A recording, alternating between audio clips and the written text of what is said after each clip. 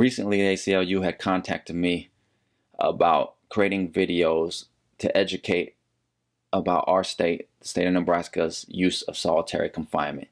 And during this project, I've had the opportunity to hear the wisdom and experiences of several of our state senators, of a man who dedicated decades of his life, his career, to the correctional services, and of many individuals who have lived experience in solitary confinement as children and as adults.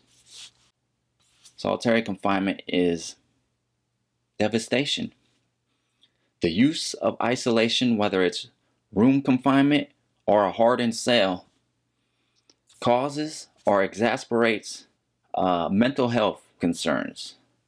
It increases the probability of recidivism, people re-offending, getting out and committing new crimes, re-victimizing or victimizing a new person.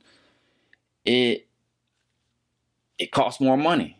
3 times. It costs 3 times as much to keep somebody in solitary confinement as to have them on the general population yard getting some sort of reform program or access to it. It costs us our safety. There's no evidence that this has long-term safety for the community. In fact, it's the opposite. There's evidence that it does not have, that it will harm the community. Ultimately, the conclusion is solitary confinement, right here in the state of Nebraska, is destruction to resources and people. I myself have experience with some solitary confinement. The hole is what I call it, because that's what it was for me, the hole. I know as a juvenile, I would end up in the hole for days. They would do it for hours and days. Often it was days for me. They would put me in some type of room confinement.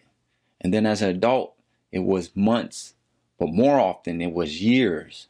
I have a combined total of 8 years in adult solitary confinement.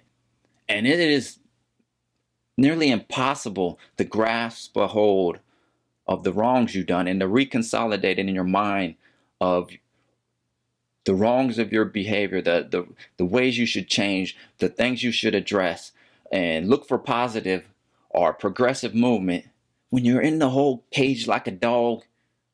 And people are kicking on the door and people are screaming and people are weeping.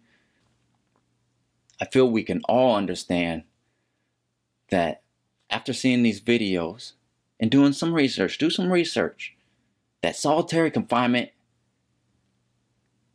is a problem. And it's not just their problem or even my problem. It's our problem. Solitary confinement is a community problem, a society problem. And it costs money. It costs people their mental wellness. It costs our community long-term safety. It costs us our humanity. Solitary confinement is devastating, and it comes with an enormous price tag. Be practical. Be compassionate. Be whatever makes you, you. But be a voice.